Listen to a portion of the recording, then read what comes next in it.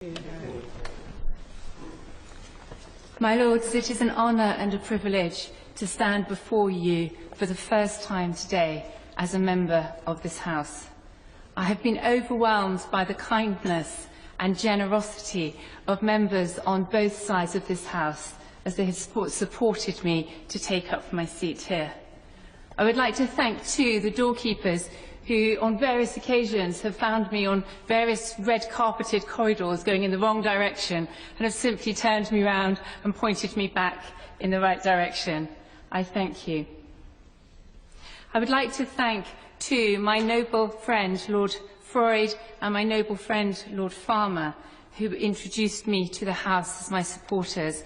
I've worked with Lord Freud for 5 years in the Department for Work and Pensions and have known Lord Farmer's support for 8 years at the Centre for Social Justice, and I cannot think of two better men to be my supporters, so I thank you.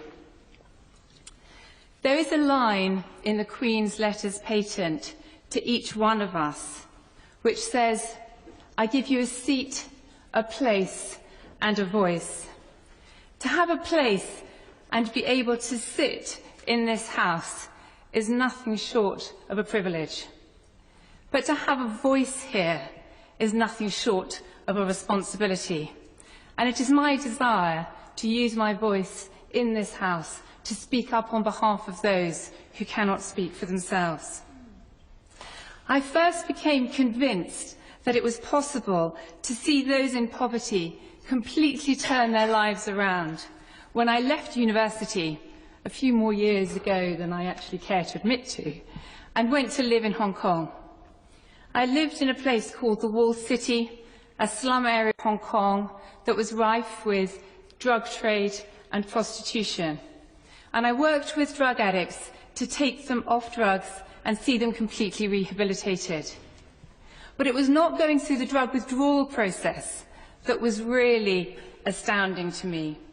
It was the life change that followed it, the rebuilding of learning to work again, the rebuilding of family relationships, the rebuilding of learning how to manage one's finances and deal with one's mental health problems.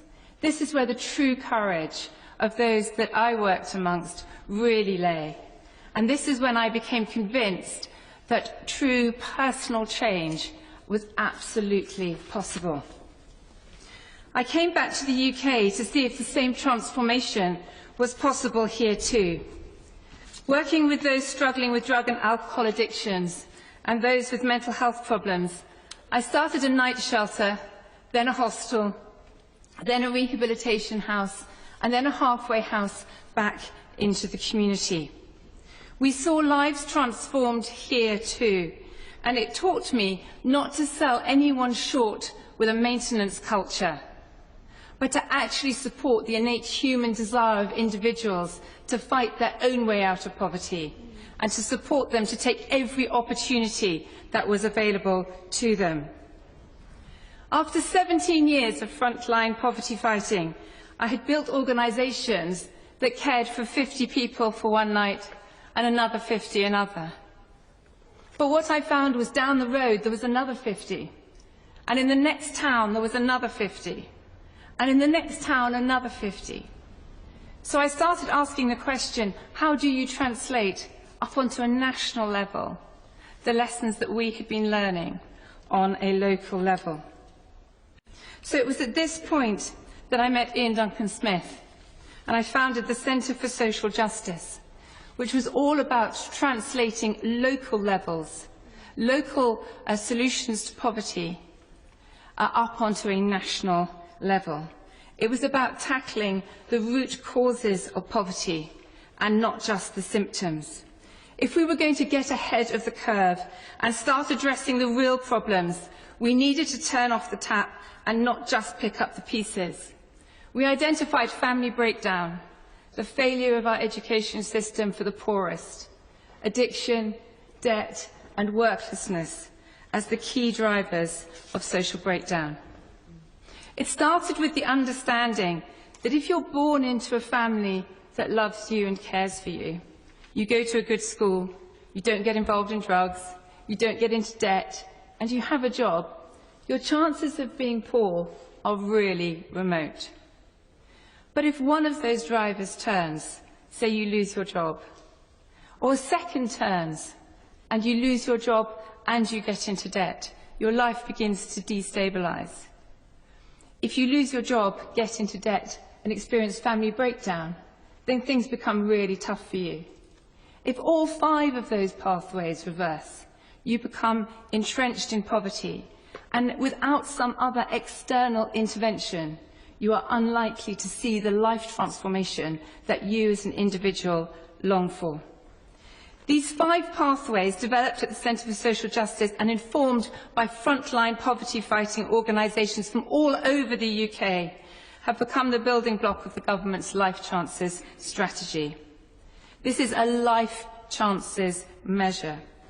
It is about saying, let's actually tackle the reasons why someone is poor. Let's support people by removing the obstacles that confront families so that they can take responsibility for their own lives. It is about saying, let's challenge the risk of future poverty by narrowing the educational attainment gap. And let's challenge current poverty and ensure that children grow up in working households and preferably full-time working households. But also, let's ensure that the entrenching factors of family breakdown, of mental health, of serious personal debt and addiction, that these are challenged too. I have been deeply moved since I arrived in this House, listening to the debates from all sides of the House at the genuine care, compassion and commitment that exists in this place for disadvantaged people. It is my wish to add my voice and experience to support those who are the most vulnerable and to ensure that every life chance is given and every obstacle is torn down. Thank you. I'd like to congratulate my noble friend Baroness Stroud on her Maiden